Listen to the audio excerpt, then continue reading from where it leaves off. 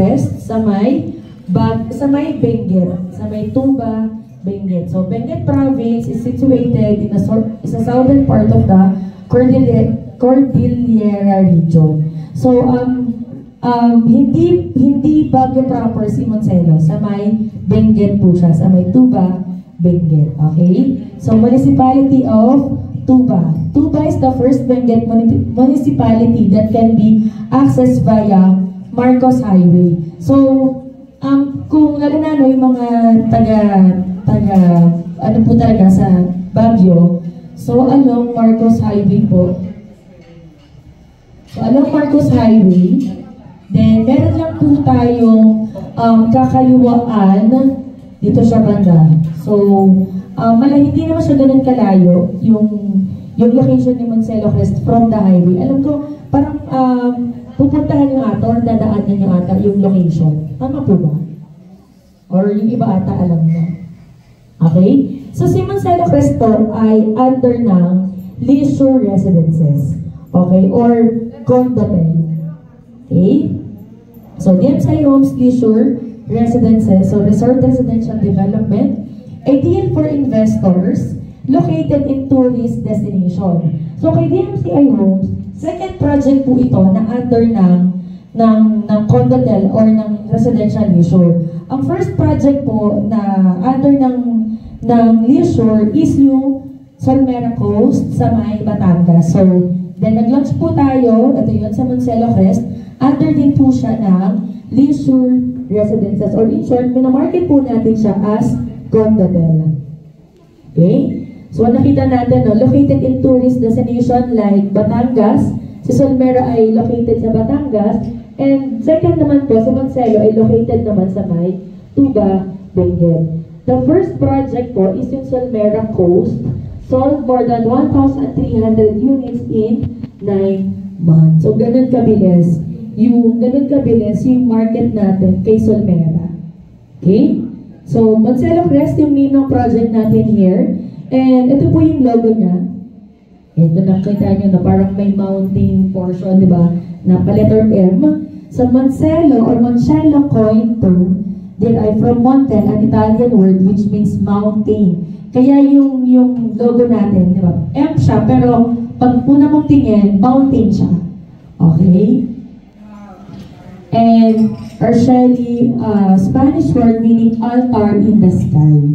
So si DMCI, may meaning din pala na ganito yung name ng project natin. So dyan po siya kinuha. Okay? So again, location po natin, okay, Montelo Crest sa may Sitio Bato via Bontiway, Barangay Poblacion, Tuba, Benguet. So again, wala po siya sa Baguio proper. Bontiway. Okay. Ano ba sabi? Bontiway. Okay, so Bontiway. Via Bontiway, Barangay Poblacion, Tuba, Benguet. So accessible po tayo via Marcos Highway. So 4 to 5 hours from Manila. So kung nakikita nyo, no, ito po yung future buildings natin kay Montelo. Okay. So, malalapit po natin, no, ng mga key points or key locations. Very accessible sa Burnham Park. So, that's 6.2 kilometers. So, I think familiar po kayo dito. SM Baguio, UB Square, Baguio Center Mall, Camp John Hay, Baguio City Market, Baguio Longhan Airport, and Good Shepherd Convent. So, andito po yung distance and yung time. Siguro, depende yata kung may traffic. Pero hindi talaga siya ma-traffic, di ba? Noong February or March yata, nagpunta rin kami dito, wala talagang traffic. Yun po yung first packet namin bago i-launch si Montelo. Okay, ito naman po yung mga malalapit na schools. UP Baguio, ayan, Philippine Women's University, Baguio College of Technology, University of Baguio. Ayan po, so approximately 6.1 kilometers, so 13.5 kilometers yung mga malalapit natin na schools. Then health and safety naman or hospital, Baguio General Hospital and Medical Center. So very accessible po tayo. Kung napansin nyo, since walang traffic, so nag-range lang tayo ng 12 to 21 minutes. So yung mga, sa safety natin, Yan, malapit po tayo sa Tuba Fire Station, that's 3 minutes lang.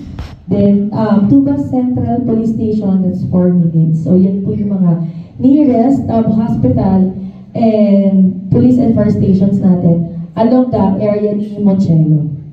Okay? By proposition statement, invest, experience, and enjoy Old Baguio charm in the first and only Eco-Agri-Tourism Mountain Resort Condotel at the heart of emerging Benguet District.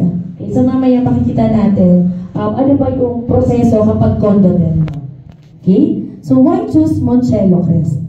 Okay, so dating sila about the Old Baguio, less disturbed natural setting. So, actually, every time na pumupunta kami dito sa Baguio, talaga na-feel namin na ang tahimik niya. Alam mo, feel mo na parang kumbaga si DMC, hindi naman niya iibahin yung konsepto niya about Baguio. Mapapansin niya mamaya, yung design natin kay Monticello Crest, may touch pa rin po ng Old Baguio kasi ayaw natin yung mawala. Okay? Less traffic, less pollution, less noise, and uncrowded street. So, alam naman po natin, no, lalo na yung mga taga rito. Okay? Cool climate. So, di ba lalo na kapag summer, ang daming mga turista na umaakyat sa Baguio. So, nag-range lang po tayo. Hindi ko sure kung nakikita nyo. Pero, dito po, based sa study, ang average temperature lang po is parang nag-range tayo ng 22 to 26 or 25. Yun na po yata yung pinaka-mainit dito sa Maytuba. And sa Baguio naman po, maximum of 28 Celsius. Okay, so, hindi pa rin sa ganun kainit compare sa Manila area talaga. Okay? Magnificent views. So, kapag nakita nyo yung location ng Baguio, nitong Monticello Crest, nasa upper portion po siya. Yung location mismo. So, yung view niya, makikita natin yung mga tanim sa gilid, then may sunrise po. Okay? Then, mountain resort amenities and features. Kay Monticello, magkakaroon po tayo dito ng hot spring. Parang, hindi siya hot, kumbaga yung maliit na hot spring, pero hindi siya yung parang Laguna Park. Hindi siya parang Laguna. Okay, so mamaya di-discuss natin further yun. Okay. So, ito po siya, yung magiging parang hot spring. So, ganito po siya. Ito siya, yung nasa right side natin. Okay? Then, kung nakita niyo po dito, ito rin yung playground area. So, kung saan pwedeng mag-stay or maglaro yung mga anak nila or mamasyal dyan, mag-walking. Then, dito naman po, magkakaroon ng maliit na hot spring. Okay? So, ayan po siya. So, kung ano po yung nakikita niyo dito sa PowerPoint presentation, rest assured na gano'n po siya in actual project. Okay, tulad po ng mga na-turnover namin na project sa Manila, kung ano yung nasa PowerPoint, kung ano yung nasa marketing collaterals, gano'n po siya in actual turnover. Okay? So again, po tayo sa location, very accessible po tayo sa mga key locations like school, may malapit din na mga supermarkets, malls. Okay? Then arts and culture, the modern Filipino theme is evident in its architectural and interior design. Kung makikita niyo po, yung design ng Monticello, may touch po siya ng modern Filipino, or yun nga po, meron siyang touch ng Old Baguio. So mamaya makikita niyo yung picture. Okay? Then, ito po yung nabanggit ko kanina, no? Yung leisure residences. Okay? So si Monticello ay i-market natin as condotel. Hindi po siya katulad ng Outlook Ridge and Bristle Ridge na bibili sila doon tapos titira sila, di ba, or Airbnb. Pero dito po, condotel po siya. Si unit owner, meron lang po siyang 30 to 45 days na free kung saan pwede siyang magstay sa Monticello Crest. At ang maganda po dito, kapag nag-turnover or turnover yung unit nila, may mga kasama ng gamit. At ang mag-manage po nun is si DMCI Hotel. So, meron, eventually, di ba, parang, yan. Okay, so may pumapalakpak si ma'am. So, si DMCI po bahala lahat, no, mag-manage sa unit ng unit ng ating mga unit owner. Okay, so income generation, rental pool program, ayan po yung tawag natin sa condo 10 portion or sa program natin sa condo 10. Okay? Safe storage of wealth, low risk, tangible, and long-term investment. So since si DMCI nga po yung mag-manage, wala na po sila intindihin, monthly, makaka-receive na lang po sila ng income nila. Okay, so mamaya, meron din tayong computation kung magkano yung possible income nila per month. Okay? So, next po natin, DMCI Homes Legacy. 25 years in building communities. So, country's first AAA or quadruple A real estate firm known for its quality and timely delivery. So, sabi nga natin, no, si DMCI, hindi naman talaga nag-deliver on time kasi we deliver ahead of time. So, pag sinabi natin ang turnover ng June 2020, makikita niyo po, 3 months before ng turnover or ng sinabi natin RFO date, nakatayo na po yan. Nakatayo na po yung structural. Ang inaayos na lang doon yung loob. Okay? Then, award-winning, reputable company. And yun nga po, sisingit ko lang, no, ang mother company natin is construction. So, wala po tayong problema about sa pagko-construct ng building. So, launch natin, market natin, and gawa natin. Okay? And again, stable company si DMCI Homes. So, proceed na po tayo sa project details ni Moncello. So, ito po yung view natin, no, kay Moncello. Nadaanan namin to nung March, nung last na akyat namin. So, ito po talaga yung view na. Okay, itong portion na to. So, future project, ito po siya. So, ito yung mga buildings na itatayo.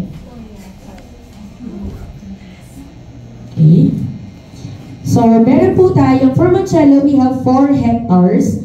And that's 2 high-rise building and 1 mid-rise building. So, nag-range po tayo ng 18 floors, 3 floors, and 20 floors. Okay, so nag-range lang po dyan sa mga yan. So, 2 high-rise building. Nakita niyo po yung nasa right and left side natin, that's high-rise building. And yung nasa gitna, yan po yung mid-rise natin. Pero as of now, nagla-launch pa lang po tayo ng 1 building. Yung ibang building po, i-announce na lang po ni Ms. Maricel kung kailan natin pwedeng i-market. Okay? Nilaunch namin yung first building noong May 15, then nag-price increase na po siya noong June 15. So, ganun kabilis yung pagtaas ng value ni Moncello. Okay? So, ito po yung site development plan natin, no, for Moncello. So, ito si Building Blanca.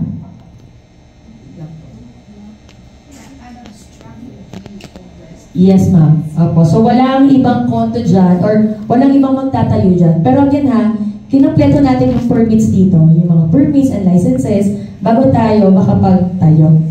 Okay? So, ito po yung first building natin. So, ito yung road going to Moncello Crest, then entrance gate, drop-off area. Tumbok po niya yung first building. Okay? Tumbok po niya yung first building. Then, si Building Silva, yung second building natin, and third building, paikot po yan. Okay? And kung nakita niyo rin po, ito yung viewing deck natin. Nagkalat or, kumbaga, ang kinalat ni DMCI, yung amenities niya, paikot ng community. Okay? So, ito yung entrance gate, drop-off area, first building, Sky Promenade sa may topmost level. By the way, ang topmost building natin, ang tawag po natin, or ang topmost floor natin is yung Sky Promenade. Ibig sabihin, meron tayong viewing deck doon. So, makikita po talaga natin yung buong area sa may baba. Then, ito yung viewing deck. Then, kapag po bumaba kayo dyan, nandiyan si play area, boardwalk deck. Yan. Then, si boardwalk deck pa rin. Then, magkakaroon po tayo ng restaurant. Pero, as of now, wala pang details kung sino yung kukunin natin. Kasi medyo matagal pa naman yung turnover ni Moncello. Okay? So, ayan po. So, meron tayo, sa restaurant building din, located yung wellness spa, fitness gym, daycare center, and yung clinic. So, for safety purposes, so naglagay din po tayo dyan, or maglalagay din po tayo dyan ng clinic. Outdoor amenities, ayan po, we have play area, all children's play area, elevated boardwalks, outdoor jacuzzi, ayun. Ang term pala na ginamit natin is outdoor jacuzzi. Okay? And fire pits. Yan. Ito po yung perspective natin. So, again, so ito yung buildings po kapag natapos sila. Ito po yung Blanca facade. Ito yung first building. So, ito yung road. Ito yung drop-off area, entrance. First building agad, si Blanca building. Ito po siya. Then, kung nakita nyo, no, yung pinakataas niya, that's Sky Promenade. Okay, nakakita na kayo sa taas ng Brisel. Diba?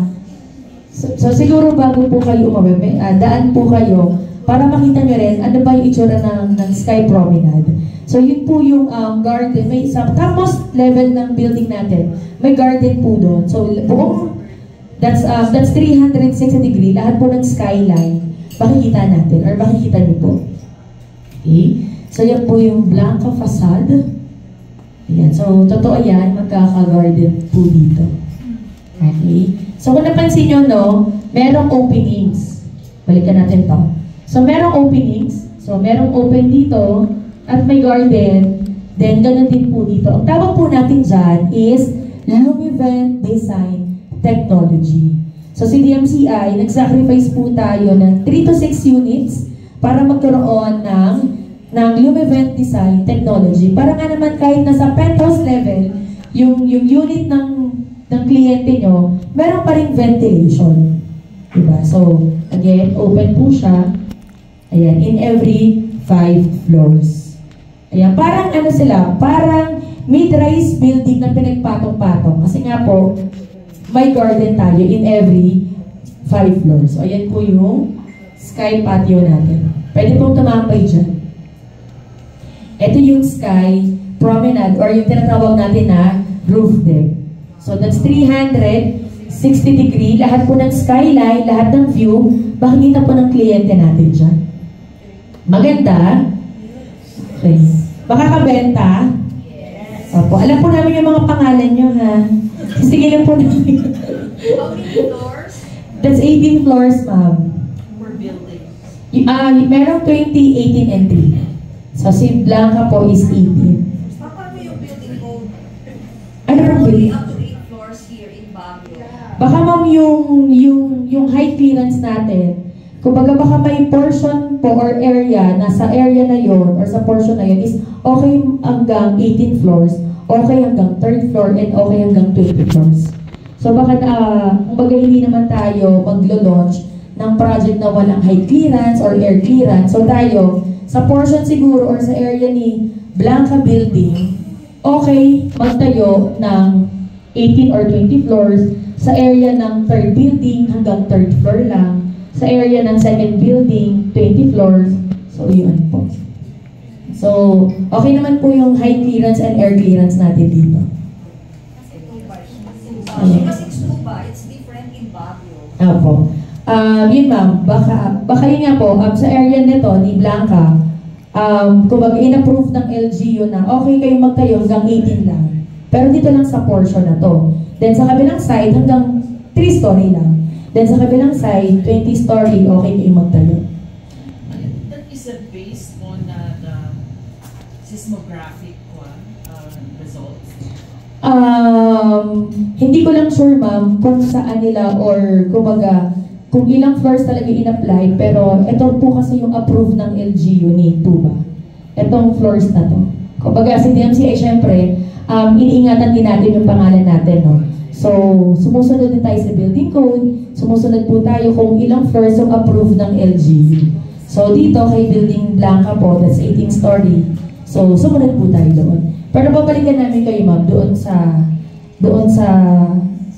sinasabi nyo kanina. Yeah, because we have to know the environmental study. Sige po, balikan kita, ma'am. Regarding dyan. So, nag-message naman namin yung PD. Kasi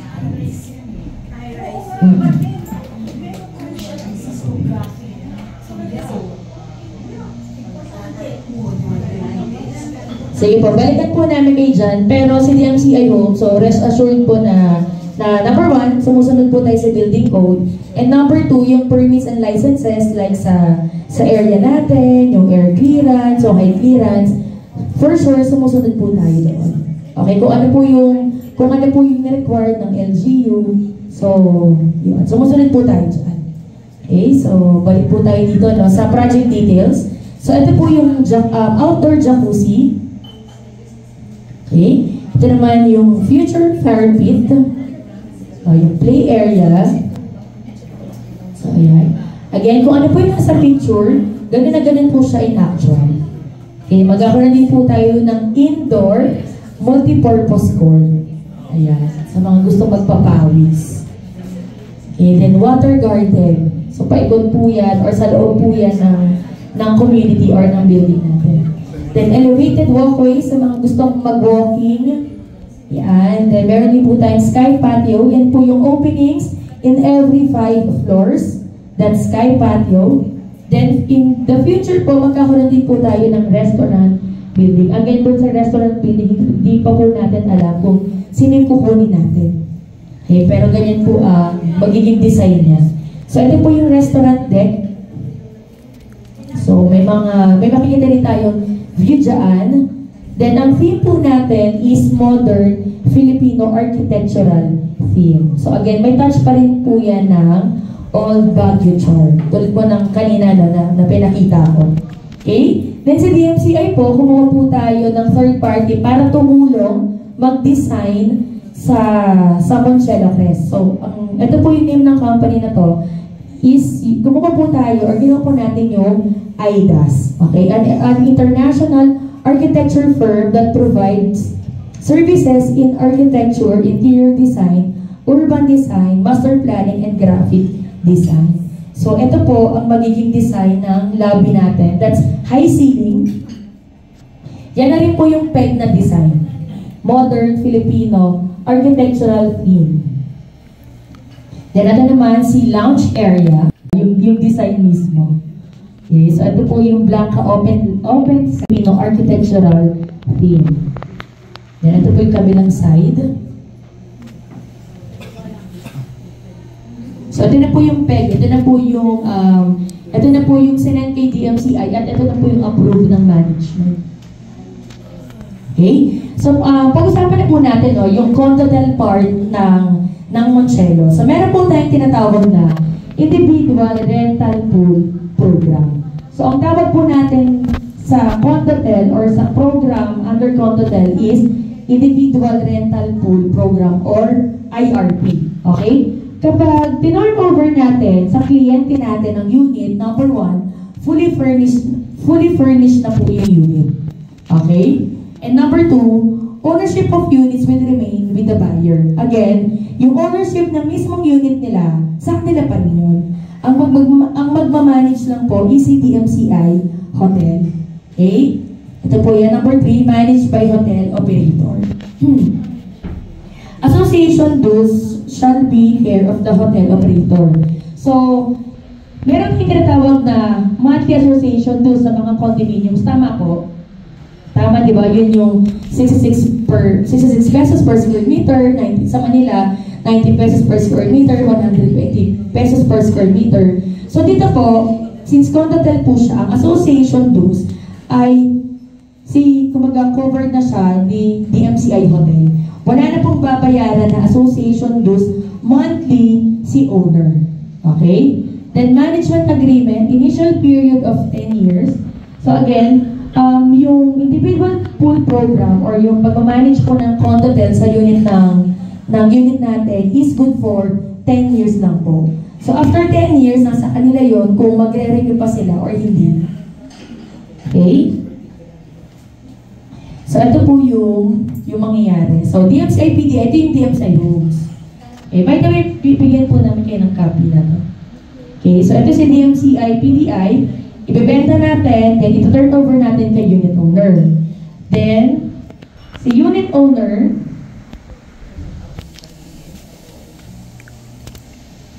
okay, then si unit owner, hindi kasi nalabas ang araw.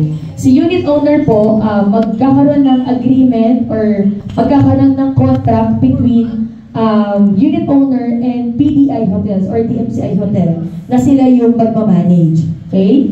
Then, sila na po bahala mag-manage. Then, 30% of the gross revenue, yung doon kukunin yun. Then, ito po yung room revenue distribution. 30% for the unit owner, 5% for the condominium, corporation for association dues and expenses, 65% hotel operator for the regular maintenance and upkeep of the project. Okay, so ito po yung breakdown natin. Okay, so 30% ang mapupunta kay unit owner. Ito po ay gross gross revenue. Kumbaga, may mag-book man sa unit mo o wala, sa gross natin kukunin yung monthly na marireceive ng unit owner natin. Okay? So again, 30% for the unit owner, 5% for the condominium corporation for association dues and expenses, 65% for the hotel operator. Okay? Pagpalagay po natin na 35% occupancy rate, diba? Yung mga nag-book kay Moncello Crest. So ito po yung monthly gross room revenue. Okay, for example, sample lang po ito ha. So sample lang po ito. So that's okay, so ito po yung 35% occupancy rate. Ito po yung monthly gross room revenue. Then kunin natin yung 30% share for the unit owner. That's 14 million. Then less 5% for the withholding tax.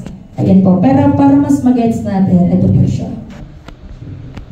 Ayan po. Ang computation. For the studio unit na nag-range na 35 square meters, approximately, ang magiging monthly po niya is 16,000. Pero again, nag-base po itong 16,000 kung 35% occupancy rate.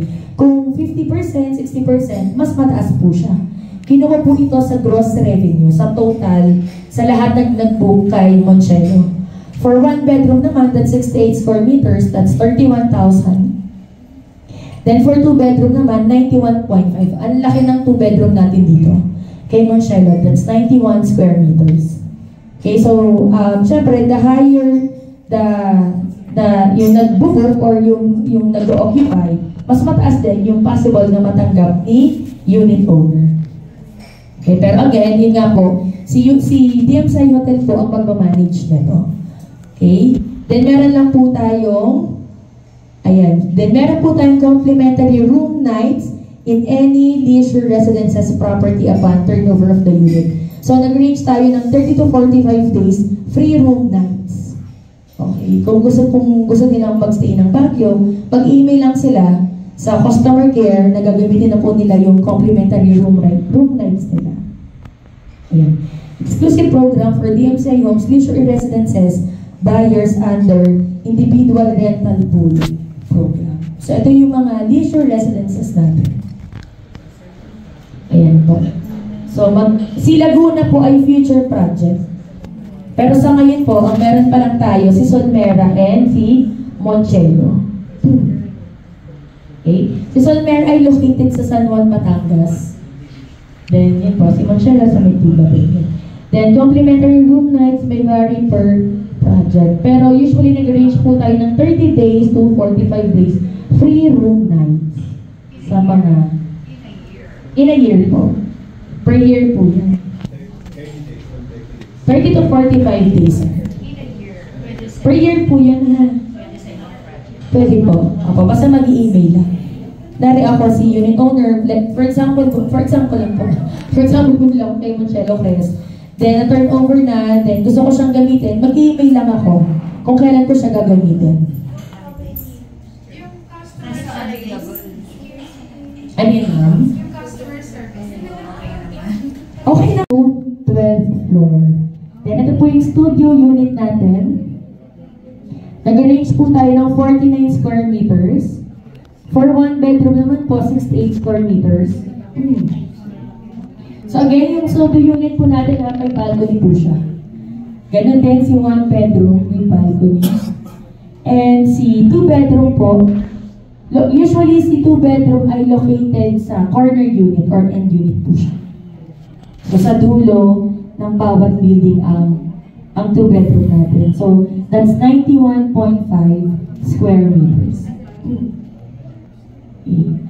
So, ito po yung turnover finishes and unit deliverables. Medyo maliit po siya, pero yun, bibigyan po kayo namin ng copy. Okay, so, naka-itemize po siya per area. So, sa living area, ganito yung turnover finishes. Sa toilet and bath, so, ayan po. At yung doors natin, yan, for entrance door, yan. Medyo maliit siya. So, bigyan na lang po namin kayo ng copy nito. Okay? For content deliverables, ito po yung mga kasama. So, bed frame with mattress. Yan. Side tables, vanity table with mirror, vanity chair, open wardrobe. So, pag to hotel, ito po yung kasama sa loob ng unit. Ayan. May note lang po dito, no? Some items may not only be applicable to certain unit types, may be subject to change. So, mag-iiba rin po yan kung 1 bedroom ka, 2 bedroom, or 1 bedroom. Okay, so ito po yung toilet and bath natin. Tingnan natin kung granite, ma'am. Iba-iba kasi, ma'am, eh. So, kapag ang nakalagay dito, ma'am,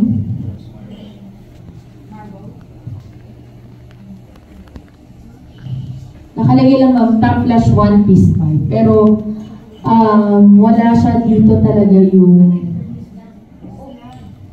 Ayan po. Parang granite naman, ma'am. Kasi sa yung mga kitchen countertop natin, that's granite naman. So, same din po dito, kay toilet and bath. Then, ito po yung studio balcony natin. Ito po yung 2-bedroom balcony. Tsaka malaki po siya, 2-bedroom, 91 square meters. Diba? Yung studio natin, ilang square meters yung studio? Nasa 35, 38, 37. Then, ito po yung pricing natin. For studio unit, ang list price natin, 7.7 million. So, ayan, 7.7 million to 9.1 million. For 1 bedroom naman po, 12.7 million. For 2 bedroom, that's 17.2 million. Before turnover, before June 1 to, ma'am. Yes po, after 2 weeks, nag-price increase na po agad si Monticello. So, ganun kabilis yung pag-appreciate ng property dito kay Monticello. Okay? Sa availability, makikita natin doon, i-check po natin kay Miss Maricel. Okay, the standard down payment natin is 20%, pero meron po tayong promo na instead of 20%, 15% lang siya. Kaya hanggang katapusan. Okay, so hanggang June 30 po, yung promo natin na instead of 20%, 15% lang ang down payment natin. Okay? So, price list effectivity and sales acceptance natin, May 15, pero may bago tayong price list. Okay?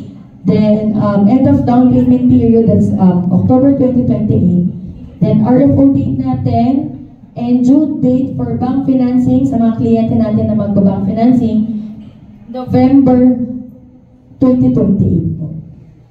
Okay, so ito po yung sample computation natin. So without closing fees, that's 21,000 for studio unit. For 1 bedroom naman, 35,000. For 2 bedroom, 48,000. Okay, for 15% down payment po ito. Okay, then kapag naman sinama si closing fees, 36,000 for studio unit, 1 bedroom 59, and for 2 bedroom po is 80,000 per month.